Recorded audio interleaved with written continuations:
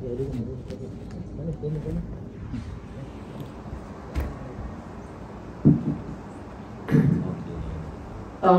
minasyaitonirrajim. Bismillahirrahmanirrahim. Assalamualaikum warahmatullahi taala wabarakatuh. Alhamdulillahirabbil alamin wa salatu wassalamu ala asyrafil anbiya'i wal mursalin wa ala alihi wa sahbihi ajma'in. Allahumma salli wa sallim ala sayyidina Muhammadil Fatih lima ughliq wal khatim lima sabaq nasiril haq bil haq wal hadi ila siratikal mustaqim wa ala alihi wa sahbihi haqqa qadrihi wa miqdarihi al-azim. Nabiyyun azimun khuluquhu khuluqul ladzi lahu 'azama rahmanu fi sayyidil kutubi. Alhamdulillah, segala puji bagi Allah Subhanahu wa taala. Dan tidak lupa juga kita mengucapkan jazakallahu khairan katsira kepada tuan rumah yang menyediakan tempat pada malam ini, baik Sayyidatina Khadijah Al-Kubra. Moga-moga Allah Subhanahu wa taala menurunkan dan mencurahkan rahmat, hujan-hujan rahmat kepada ahli rumah ini dan mereka yang bergiat dan bersungguh-sungguh dalam berkhidmat, berdakwah dan menyediakan tempat untuk orang yang berdakwah di rumah ini secara khususnya. Dan tidak lupa juga pada Ustaz Bashar bin Nazlan sebagai orang lama ataupun senior, sebab itu kita belajar di Hadramaut di Yaman, dan antara tempat rujukan sahabat-sahabat kita dulu pada Ustaz Bashar. Ustaz Bashar dulu belajar di Darul Mustafa, antara yang paling baik sekali Ustaz Bashar. Kalau Kelantan panggil paling jauh sekali. Tu kalau Kelantan panggil orang yang paling jauh sekali. Masya Allah. Sentiasa ikut tertib di Darul Mustafa. Azkar tak pernah tinggal, tahajud tak pernah tinggal. Itu Ustaz Bashar. Masya Allah. Tak boleh puji banyak sangat Ustaz. Kemudian Ustaz Al-Ami Habib Mustafa Al-Jufri selaku Presiden ataupun pengurusi Ashraf Persatuan Said Keluarga Nabi Muhammad SAW di Negeri Sembilan, Amin Al-Ghadri, para ahli al-khidmat yang lain, munsyid-munsyid yang Masya Allah mengalukan suara-suara qasidah-qasidah pada malam ini, dan sahabat-sahabat yang berkhidmat, para asatizah, alim ulama, sayyid dan syarif ataupun syarifah yang berada pada malam ini. Jadi insya Allah ini merupakan siri yang ketiga. Siri yang ketiga ni insya-Allah kita, kalau boleh siri yang pertama mungkin kita agak semangat. Siri yang kedua semalam mungkin dia dah macam nak naik ke yang ketiga. Yang siri yang ketiga ni insya-Allah kita relax lah. Tak perlu nak naik tinggi sangat. Dan tajuk pun masya-Allah yang diberikan pada malam ini mengenai perkembangan ataupun dakwah para ulama habaib di tanah Melayu secara khususnya. Siri yang pertama kita dah bincangkan mengenai perkenalan para habaib dan ulama-ulama Hadramaut. Siri yang kedua semalam mungkin agak berat sikit, mengenai menjawab tohmahan-tohmahan kepada para habaib beserta dalil-dalilnya. Pada malam ini insya-Allah kita akan bincangkan secara umum, secara ringkas dan relax insya-Allah. Jadi alhamdulillah, sebelum ini banyak kita mendengar mengenai Alawiyin. Sadah Ba'lawi, Alawiyin. Jadi apa itu Alawiyin? Permulaannya Ustaz Bashar dah terang tadi. Kalau mereka yang mengatakan yang membawa manhaj Ba'lawi ataupun dikenal sebagai orang yang mengikut tarikat Ba'lawi, kena ada pada mereka ini 5 perkara. Kalau tarikat Ahmadiyah ada cara-cara mereka. Kalau tarikat Qadiriyah ada cara-caranya. Kalau tarikat Naqsyabandi ada usul-usulnya. Kalau tarikat Jailani ada cara-cara dia. Kalau tarikat Syaziliyah ada kaedah-kaedah dia. Kalau tarikat Syatiriyah ada manhajnya yang tersendiri. Maka tarikat Ba'lawi ini pun ada usul dia, dipanggil sebagai usul khamsah, yang mana rukunnya ada 5, seperti diucapkan oleh Ustaz Bashar tadi: ilmu, amal, ikhlas, khauf dan wara'. Cuma kita tak bincangkan pada hari inilah. Apa yang nak kita bincangkan pada hari ini, kenapa dinamakan Alawiyin ataupun Ba'lawi? Kenapa tak panggil geng-geng habaib? Biasa kita dengar Alawiyin, Bani Alawi. Pertama, yang dinisbahkan kepada Alawin ini ada banyak pendapat ulama dan banyak pembahagian-pembahagian dia. Pertama, ada yang menisbahkan golongan Alawin ini kepada keluarga Sayyidina Ali bin Abi Talib, maka dinamakan Alawiyin. Ada juga yang menyebutkan Alawin ini satu puak tempat yang berada di Syria, satu kampung di sana pun dipanggil Alawiyin. Tapi yang kita nak maksudkan di sini, mana-mana yang menisbahkan dengan Sadah Ba'lawi ataupun Alawiyin ini, mereka yang dinisbahkan kepada As-Sayyid Alwi bin Ubaidillah bin Imam Ahmad bin Isa Al-Muhajir. Maka itulah dipanggil sebagai Alawiyin. Daripada semua keluarga Alwi bin Ubaidillah bin Imam Ahmad bin Isa Al-Muhajir. Itu yang pertama. Ada satu kitab yang dikarangkan oleh ulama dan mufti Johor, Habib Alwi bin Tahir Al-Haddad. Dalam kitab dia Al-Madkhal fi Tarikh Islam ila Syarqil Aqsa, menyebutkan zaman dahulu, tuan-tuan dan puan yang dirahmati Allah, kita nak sebut pada hari ini mengenai dakwah para ulama habaib ini dah lama dah.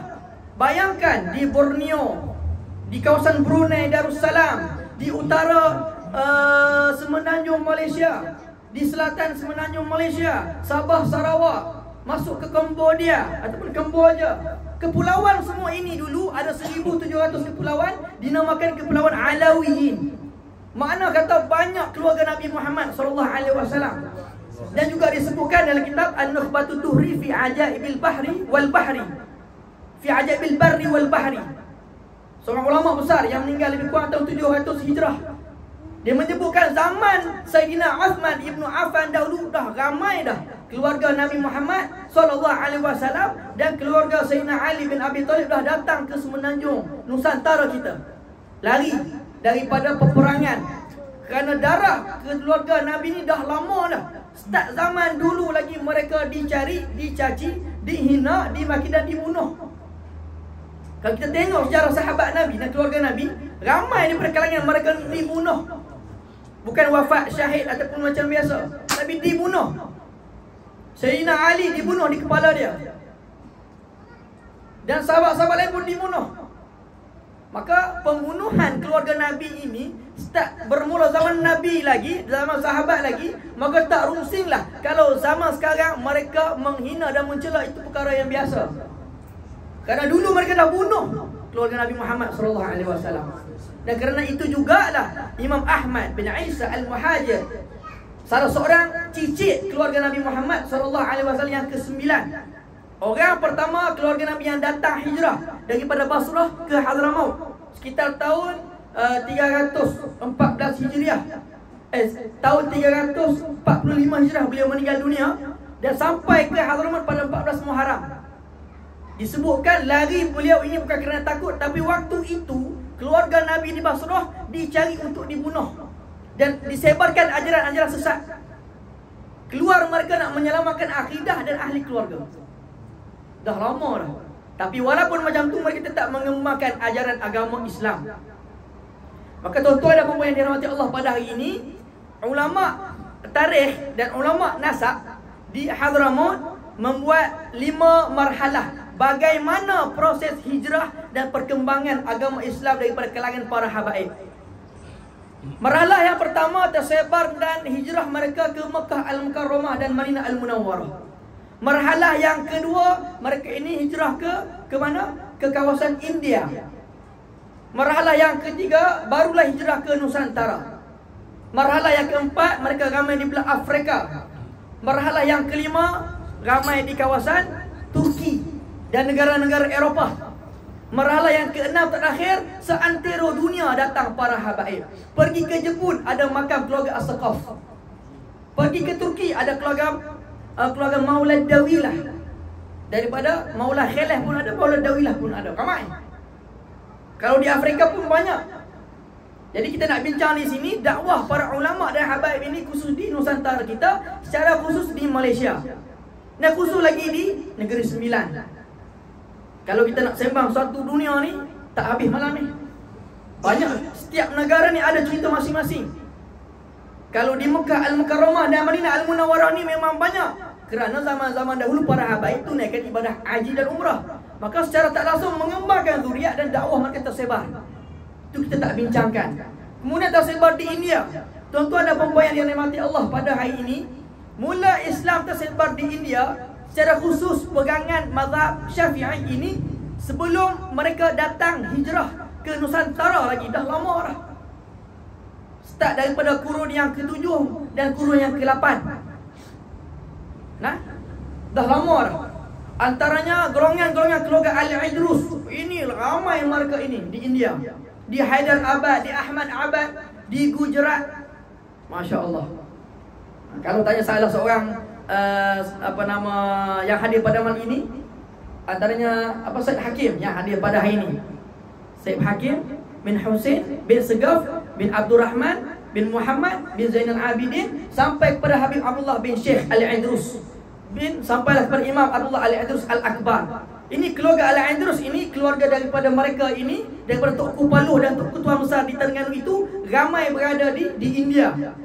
Ada seorang Habib bernama Habib Syekh bin Abdullah Al-Idrus, merupakan salah seorang kepada anak murid ulama terkenal di dunia, Ibnu Hajar.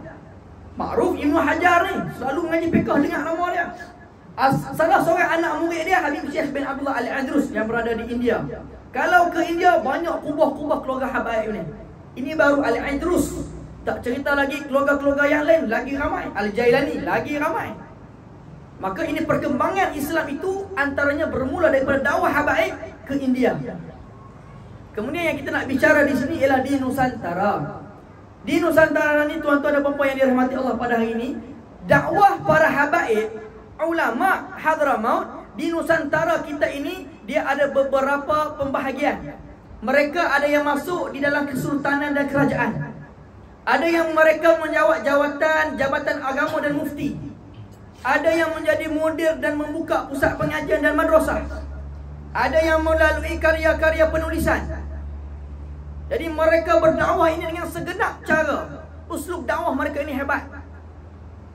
Antaranya Wali Songo. Wali Songo bukan yang pertama bawa Islam ke Nusantara, tapi antara yang terawal. Makna kata sebelum Wali Songo ni ada ramai lagi. Kenal Wali Songo kan? Wali Songo ni Wali 9. Kalau orang Jawa dia tahu lah. Nah, siji loro telu papat lima enam pitu walu songo. Wali 9. Wali Songo ni dalam kitab sebut hubung kait persaudaraan paling jauh pun 2 pupu. Paling dekat anak dan ayah dan adik-beradik. Mereka satu rumpun keluarga, yang mana atuk mereka ini asal orang Tarim, iaitu Sayyidina Alwi Amul Faqih bin Muhammad Maulid Dawilah bin Ali Khalid Qasam bin Alwi bin Muhammad bin Alwi bin Imam Ubaidillah bin Imam Ahmad bin Isa Al-Muhajir, sampai kepada Nabi Muhammad SAW. Makna kata Wali Songo pun Habib lah. Cuma zaman tu tak panggil Habib lagi. Sebutan Habib ni masih baru, tapi mereka tetap Habib pada hakikat keturunan mereka.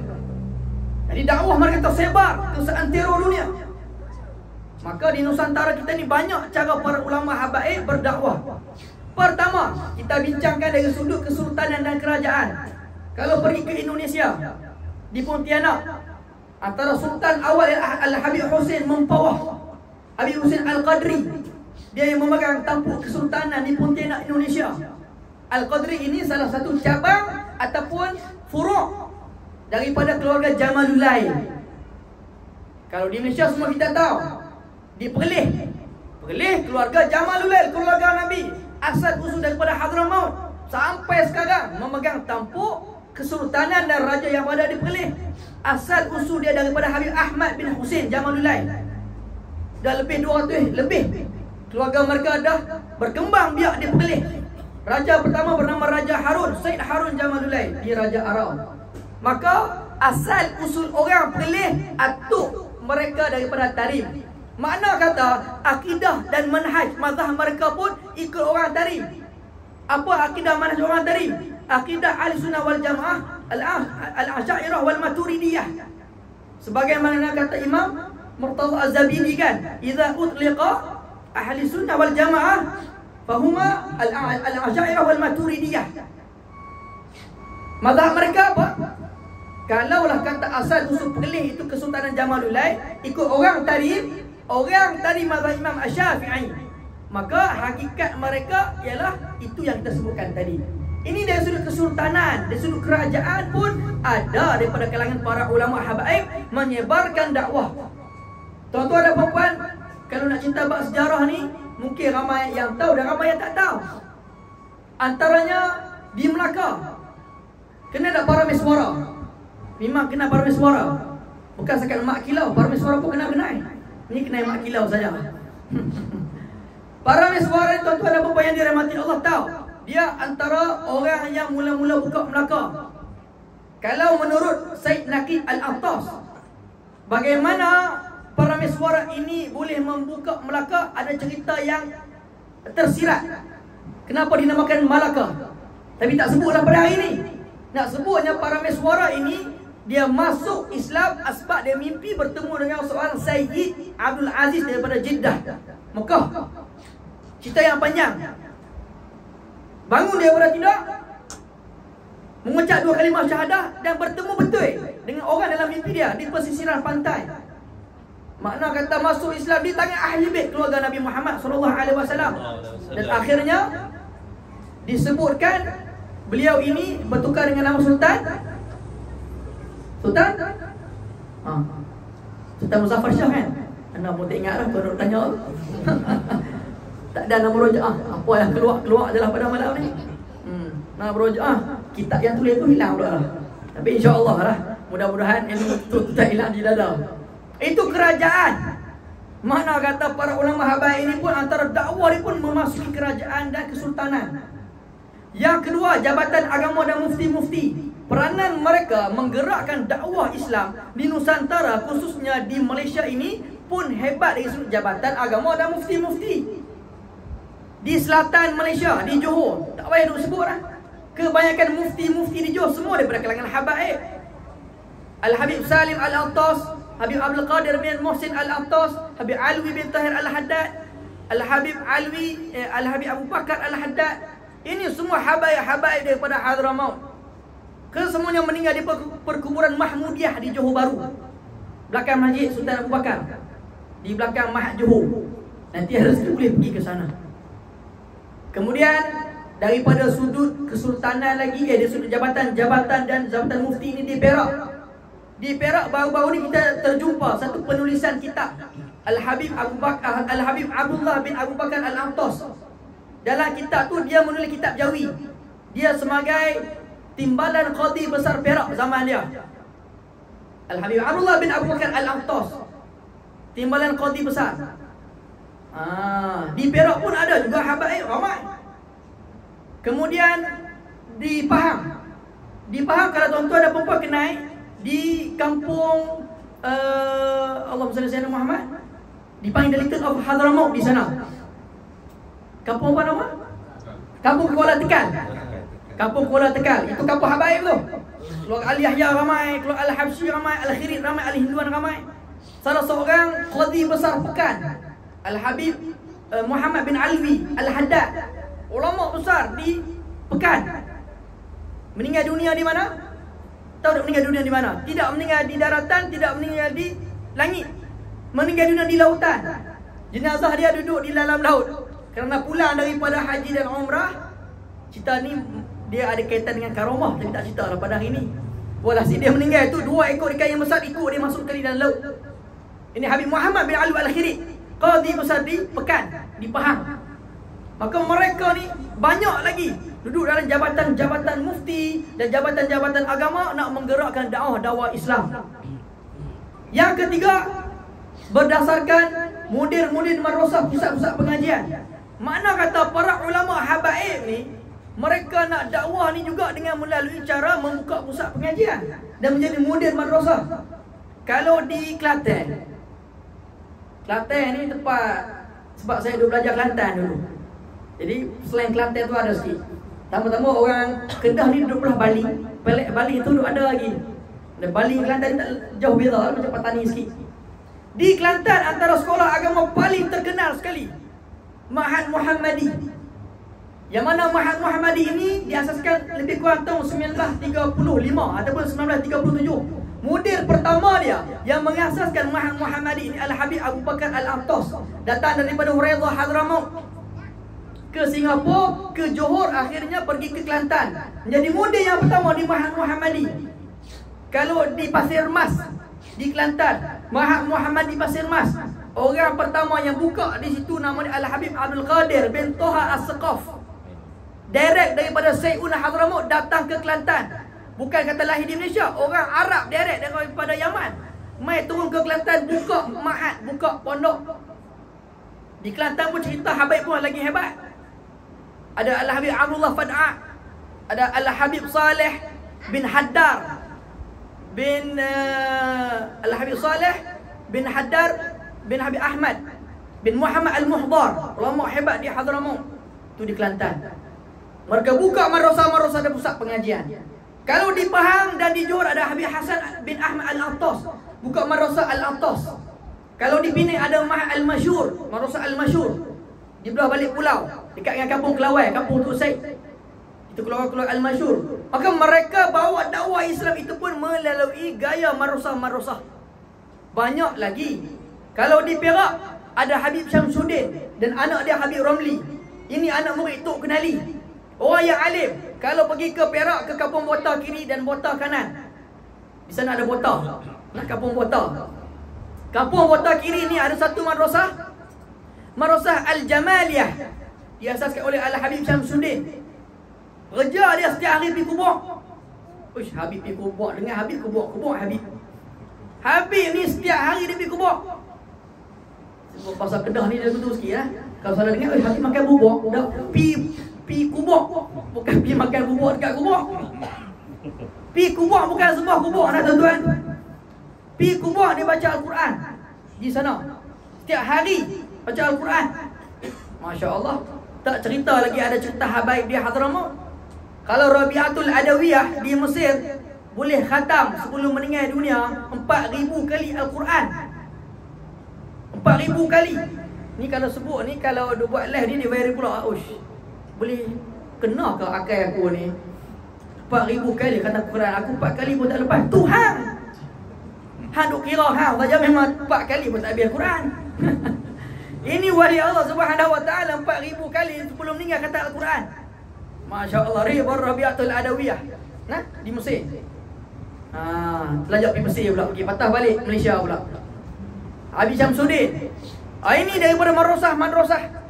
Kemudian daripada sudut penulisan-penulisan lagi banyak. Kalau mereka mengatakan para ulama Habaib itu tak alim, tak karang kitab, maka kita bagi tahu dah semalam, mai duduk depan kita, duduk lutut ke lutut, nak letak ribuan kitab ulama Habaib di depan dia. Antara ulama Habaib ini nak menyebarkan dakwah di Nusantara kita dengan penulisan. Antara penulisan Ratibul Haddad, yang diamalkan boleh dikatakan hampir ke semua negeri. Baca Ratibul Haddad. Start zaman 300 tahun yang lepas lagi. Kita tahu Ratibul Haddad ini diasaskan oleh Habib Abdullah bin Alawi Al-Haddad. Anak murid dia ialah seorang ulama daripada Indonesia. Dah bahas dah semalam.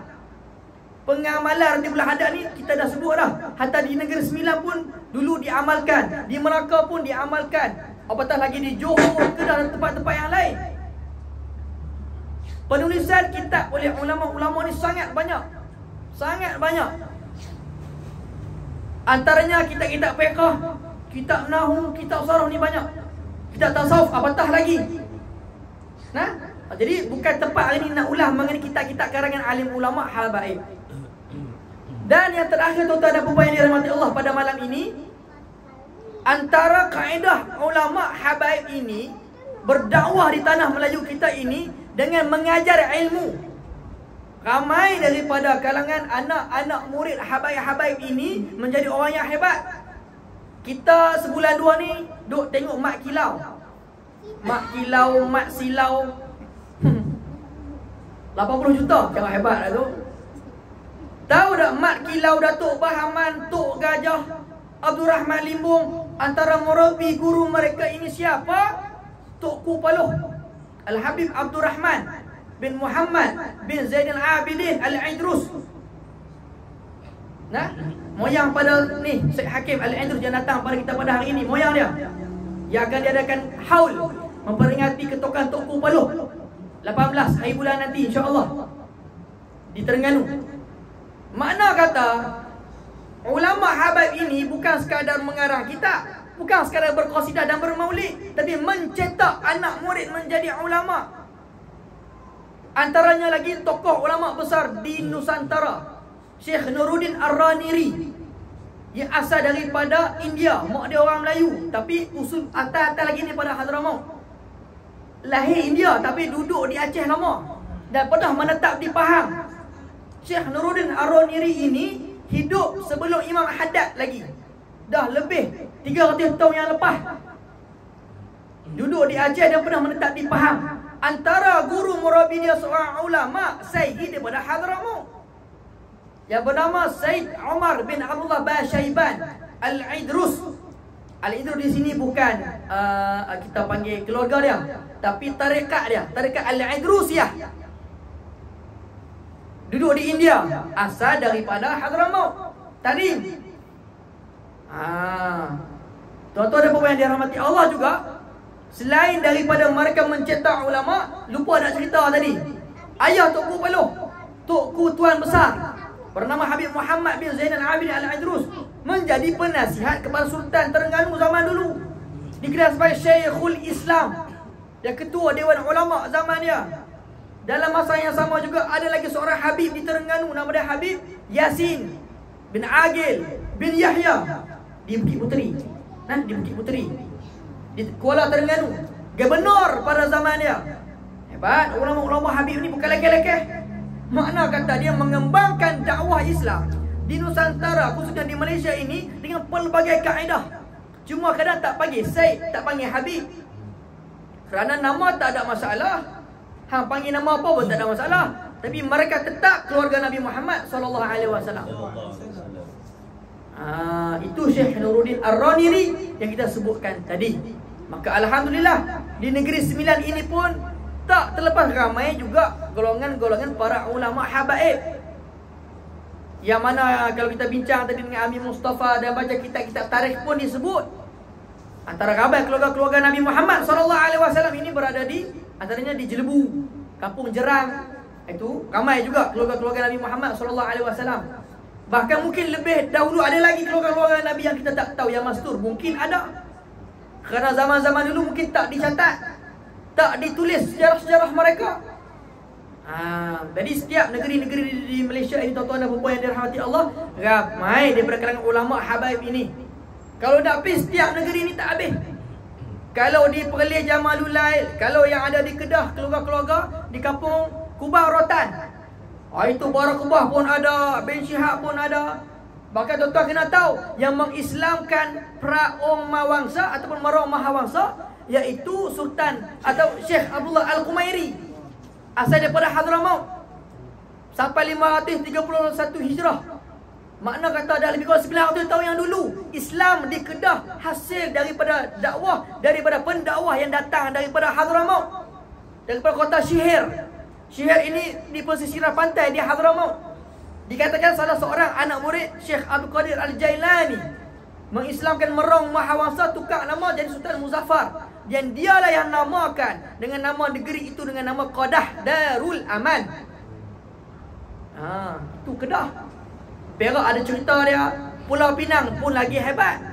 Kalau sahabat-sahabat kita tahu, Islam di Singapura itu asbab Habib Noh Al-Habsyi. Sampai sekarang, kalau kata karamah tu tak wujud, pergi ke Singapura, tengok di makam Habib Noh Al-Habsyi. Mailah kereta jentolak mana pun, nak hancurkan kawasan bukit Habib Noh Al-Habsyi, tak boleh.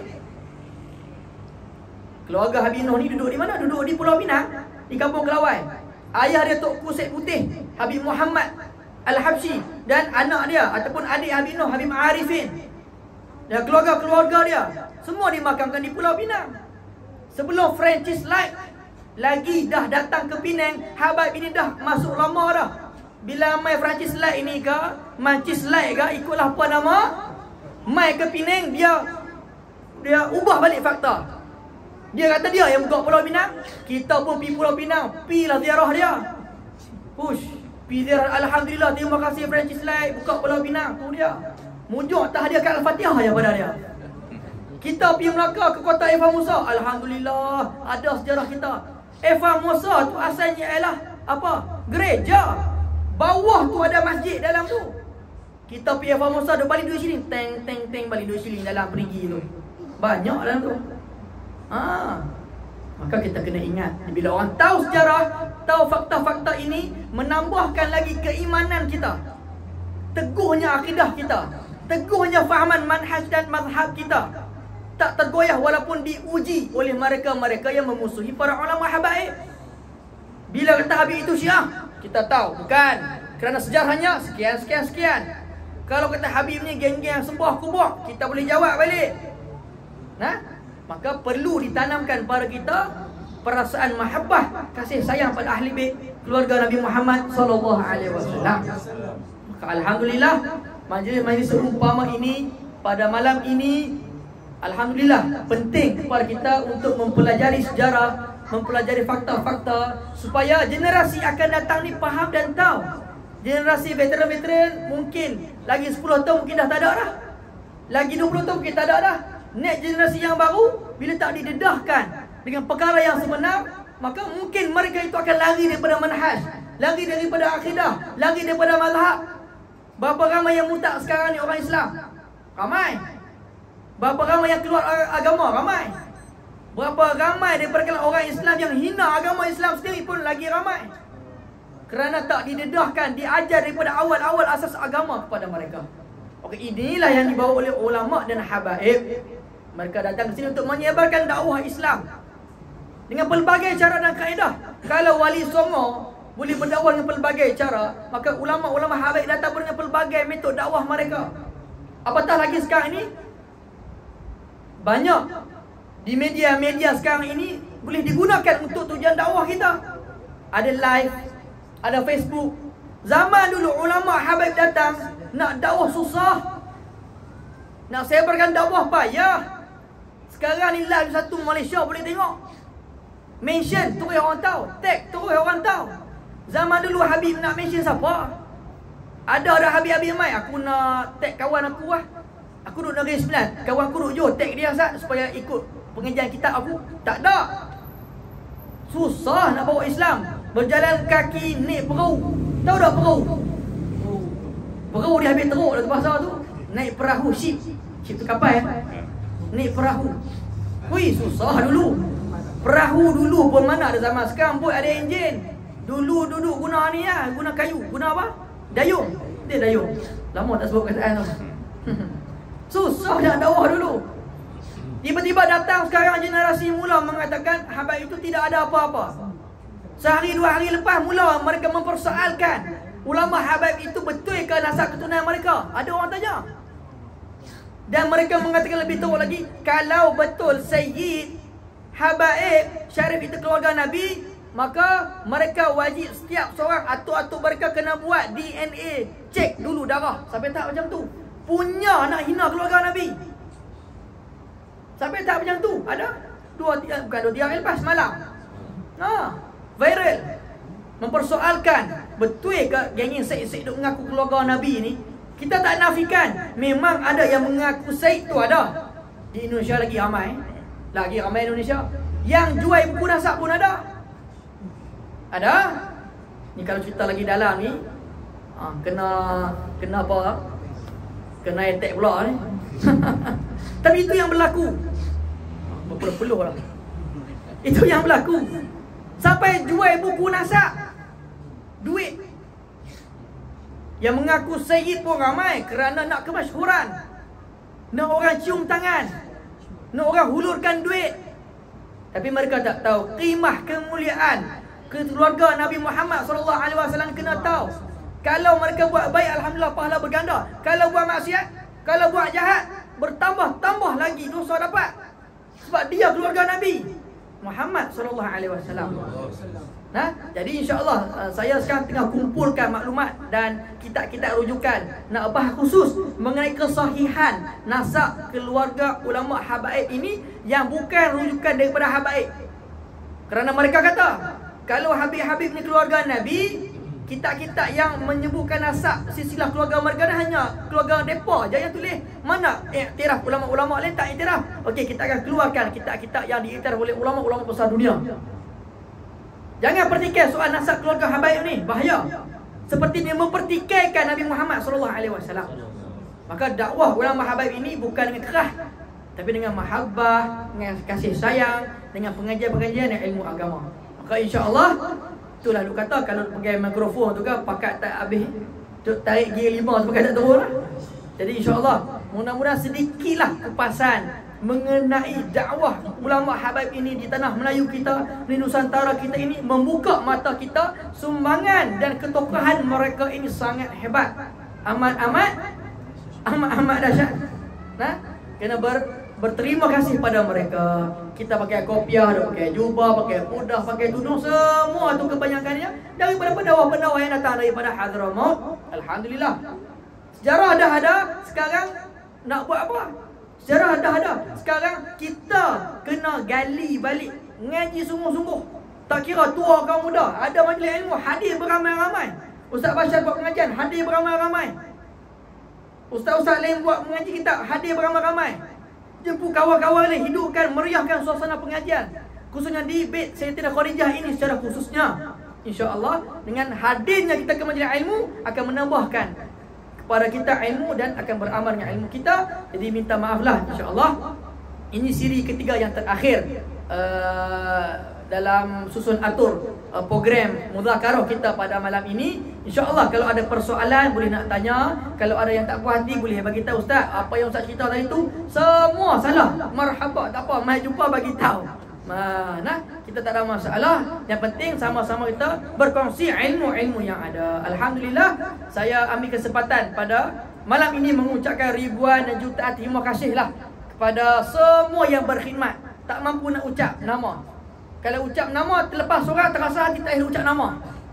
Nah, bermula daripada golongan veteran sampai yang muda-muda, muslimin dan muslimat yang bersungguh-sungguh nak aturkan program bersilaturahim sama-sama kita ini. Terima kasih, jazakallah khairan katsira. Mungkin mereka itu kita panggil banyak habis masa, banyak habis duit dan harta, banyak habis waktu dan tenaga. Tapi kena ingat, apa yang kita buat itu kerana Allah Ta'ala. Allah Ta'ala akan ganti yang lebih baik lagi dengan apa yang kita buat, InsyaAllah. Nah, dan InsyaAllah mudah-mudahan program seperti ini diteruskan dengan istiqamah nanti, InsyaAllah. Dan kita doakanlah mudah-mudahan Allah Ta'ala menambahkan kepada kita kebaikan, ketaatan untuk mentaati Allah Subhanahu wa taala. Al-afu minkum. Assalamualaikum warahmatullahi taala wabarakatuh. Waalaikumsalam warahmatullahi wabarakatuh.